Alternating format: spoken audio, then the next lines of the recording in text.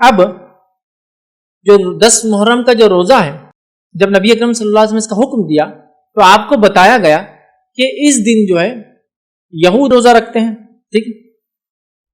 تو نبی اکرم صلی اللہ علیہ وسلم نے فرمایا کہ ان کی مخالفت میں ہم پھر 2 روزے رکھیں گے۔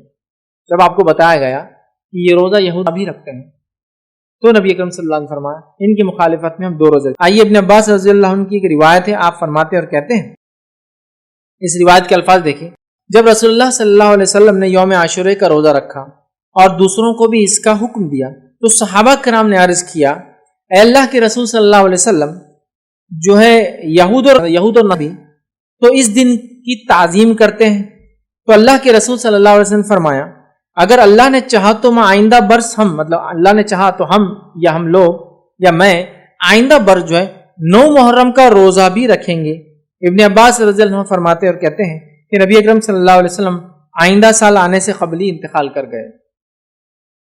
جب آپ نے یہ حکم دیا کہ عاشورے کا ایک روزہ پچھلے 1 سال کے گناہ کفارہ ہے تو آپ کو بتایا گیا اس دن کی تعظیم تو یہود بھی کرتے ہیں، یوزن بھی کرتے ہیں، تو آپ نے کہا ان کی مخالفت میں ہم 1 نہیں 2 روزے رکھیں گے۔ اب ان کی مخالفت کی بات کیوں ہو رہی ہے؟ اس لیے کہ یہودوں نے اپنی کتاب کی مخالفت کی، اللہ کی مخالفت، اس لیے نبی اکرم صلی اللہ علیہ وسلم نے آخری نبی نے ان کی مخالفت، دشمنی سے نہیں، لوگ بولتے ہیں دشمنی سے نہیں، کیونکہ انہوں نے اللہ سے دشمنی، اللہ کے احکامات کو نہیں مانا، پیدا کرنے والے کے حکم کو نہیں مانا، اس لیے ہم ان کی مخالفت، ورنہ کوئی دشمنی نہیں اس کے بعد، سمجھ رہا؟ تو آپ نے ان کی مخالفت کیا تھا۔ تو آپ نے کہا کہ انشاءاللہ عزیز اگر میں زندہ رہا تو آنے والے سال کون سا روزہ رکھوں گا؟ 9 کا رکھوں گا۔ تو پتہ چلا ہمیں کون کون سے روزے رکھنا ہے اب؟ 9 اور 10، مطلب 9 اور 10، 9th اور 10th آف محرم کو ہم کو 2 روزے رکھنا ہے، اور یہ 2 روزے 1 سال کے گناہ کا کفارہ ہے پچھلے، اور ذوالحجہ کی 9 تاریخ کا روزہ وہ 2 سال کے گناہ کا کفارہ جو گزرا، اور جو ہے مطلب 1 روزہ 2 کا کفارہ، یہ 2 روزے 1 کا کفارہ ہے جو گزرا ہے، ٹھیک ہے؟ چلیے، تو یہ بھی پتہ چل گیا کہ ہم کو عاشورے کا روزہ رکھنا ہے۔ نبی اکرم صلی اللہ علیہ وسلم رکھا، صحابہ رکھتے تھے، سب رکھتے تھے، بچوں کو رکھاتے تھے، اور مخالفت نہیں ہو رکھی 2 روزے ہم کو رکھنا ہے، مطلب 10 کا تو رکھنا ہی اور 1 اضافہ کرنا ہے۔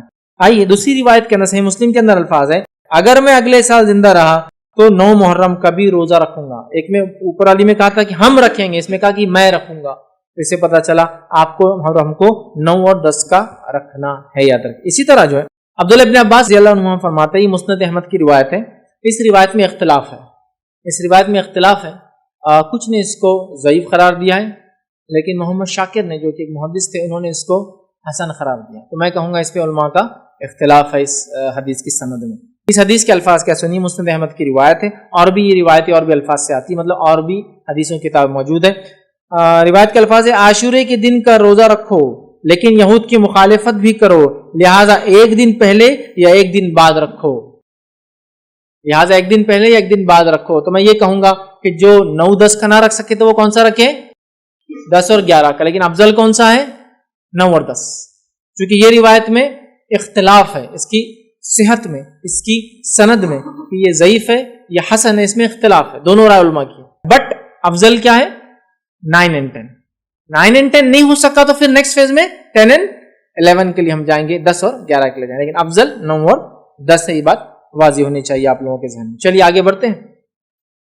اب کسی وجہ سے یہ 2 روزے آپ نہیں رکھ سکے اور آپ کو صرف 10 کا روزہ مل گیا، مطلب آپ 9 کا بھی نہیں رکھ پا رہے اور 11 کا بھی نہیں رکھ پا رہے کسی بھی وجہ سے، تو کیا ہم 1 روزہ رکھ سکتے ہیں؟ یہ تو ہاں، یہ خالی 1 روزہ بھی رکھا جا سکتا ہے انشاءاللہ، اس میں کوئی مسئلہ نہیں ہے، یاد رکھیں۔ کسی وجہ سے اگر آپ 1 روزہ ہی رکھ پائے تو بھی یہ کافی ہے۔ بہت سارے لوگوں کی غلط فہمی ہے کہ اگر 9-10 یا 10-11 کا روزہ نہیں ہوا، نہیں رکھ پائیں گے تو پھر 10 کا روزہ بھی وہ ڈراپ کر دیتے ہیں۔ کیا کرتے ہیں؟ غلطی کیا ہوتی ہے؟ وہ بولتے ہیں اب 9 کا نہیں ہو رہا اور 11 کا بھی کسی وجہ سے نہیں ہو رہا تو 10 بھی کیا کرتے ہیں؟ چھوڑ دیتے ہیں۔ ایسا کرنا غلط ہے۔ اگر کسی وجہ سے آپ 9 کا بھی نہیں رکھ پائے، اگر کسی وجہ سے آپ نے سوچے 10-11 رکھوں گا اور 11 کا نہیں رکھ پائے، تو آپ کا 10 کا روزہ بالکل درست ہے۔ تو گویا خالی 1 روزہ بھی، جیسا کہ میری صحت ساتھ نہیں دیں گی، 2 روزے تو میں رکھ سکتا ہوں، 1 ہی رکھ پاؤں گا، تو آپ 1 بھی رکھ سکتے ہیں۔ نیت رکھے کہ اللہ میری صحت ہوتی تو میں دوسرا بھی ضرور رکھوں۔ یا کسی عورت نے نیت کی کہ 10 اور 11 کا رکھیں گی سمجھو کسی وجہ سے، ٹھیک ہے، اور ہوا یہ کہ 10 کو تو روزہ رکھ پائی اور 11 کو وہ ناپاک ہو گئی، وہ بھی کوئی مسئلہ نہیں. یا کوئی عورت 9 کو ناپاک تھی، سمجھ رہے آپ، اور اس نے نیت کی تھی کہ 9-10 رکھوں گی، تو بہرحال وہ پھر 10-11 رکھ لیں، اس کے پاس موقع ہے. تو بہرحال کسی وجہ سے آپ 9 کا یا 11 کا روزہ سفر کی وجہ سے، بیماری کی وجہ سے، عورت کی حیض کی وجہ سے، کسی اور پرابلم کی سے نہیں بھی رکھ پائے، صحت کی وجہ سے، تو آپ کو ایک روزہ بھی انشاءاللہ عزیز کفایت کر جائیں گا، اس میں کوئی حرج نہیں. ایک اور غلط فہمی کہ ایک روزہ نہیں رکھنا بولے ایک روزہ بھٹکتا، اس کی کوئی دلیل نہیں ہے کہ ایک روزہ بھٹکتا، ایسا کچھ بھی نہیں بولے جوڑی دار لگتا، بہت کامن مسکنسیپشن ہے. ایک روزہ کبھی نہیں رکھنا، 2 رکھنا بولے، تو لہٰذا 9-10 جیسا ہے. اسی طرح ذوالحجہ میں بھی بولے ایک نہیں رکھنا 9 کا، ایک دن پہلے چونکہ ذوالحجہ کی 10 تاریخ کو تو عید ہے، مطلب بقرعید ہے، تو بولے 8-9 کا رکھنا، ایسا نہیں ہے. ایک روزہ بس. ہاں، جو روزہ ایک نہیں رکھنے کا حکم دیا گیا وہ کون سے روزہ ہیں؟ جمعے کا اکیلا روزہ رکھنا منع کیا گیا اور ہفتے کا اکیلا روزہ رکھنا منع کیا گیا. تو اگر آپ کو جمعہ رکھنا ہے تو آپ کو جمعرات ایڈ کرنا پڑے گا اس، یا پھر جمعہ رکھنا ہے تو آپ کو ہفتہ ایڈ کرنا پڑے گا اس، یا آپ کو ہفتہ رکھنا ہے تو اتوار ایڈ کرنا پڑے گا اس. خالی جمعے کا اور خالی ہفتے کا روزہ رکھنے سے نبی اکرم صلی اللہ علیہ وسلم منع کیا، بلکہ ہفتے کے تعلق سے آپ نے کہا کہ اگر تمہیں پتے ملے بھی تو کھا لو، لیکن ہفتے کا روزہ خالی مت رکھو. یا تو رکھنا ہے تو پھر کیا کرنا ہوگا آپ کو؟ روزہ اٹیچ کرنا ہوگا، ایک وہ جمعہ اور ہفتہ ہے، نہ کہ کوئی اور دن. تو لہٰذا کسی وجہ سے آپ ایک بھی روزہ رکھے تو انشاءاللہ اس میں کوئی حرج نہیں. ٹھیک ہے. اسی طرح